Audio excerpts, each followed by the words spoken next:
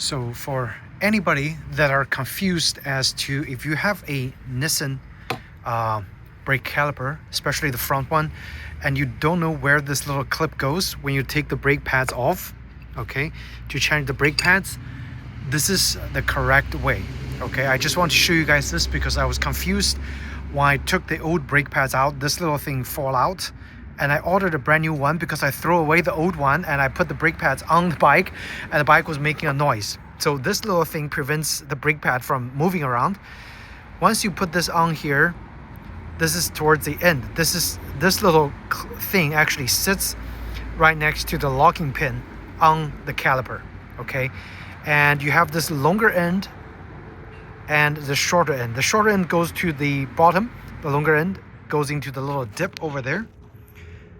So this video is just going to be dedicated to show you guys how this little clip goes in, and it rests in the groove over there. Okay, so and then you can put both pads on there and put the safety pin in, and it should fit like a glove.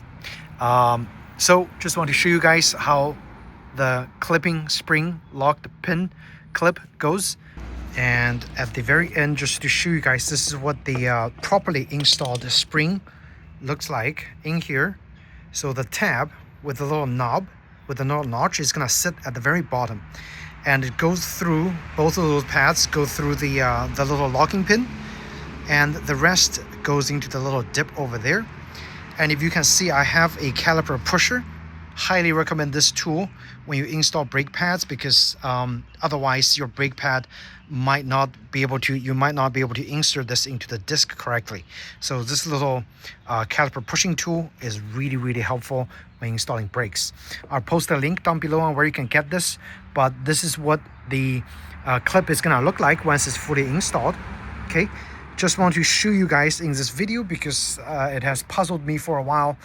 I'm really confused on where that little spring should go, spring clip should go, and now you know and I know, and I can share the tips with you.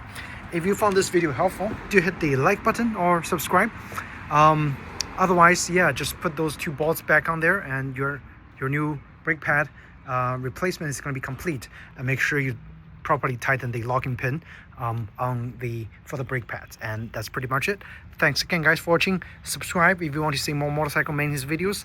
Otherwise, I'll see you in the next video. Take care.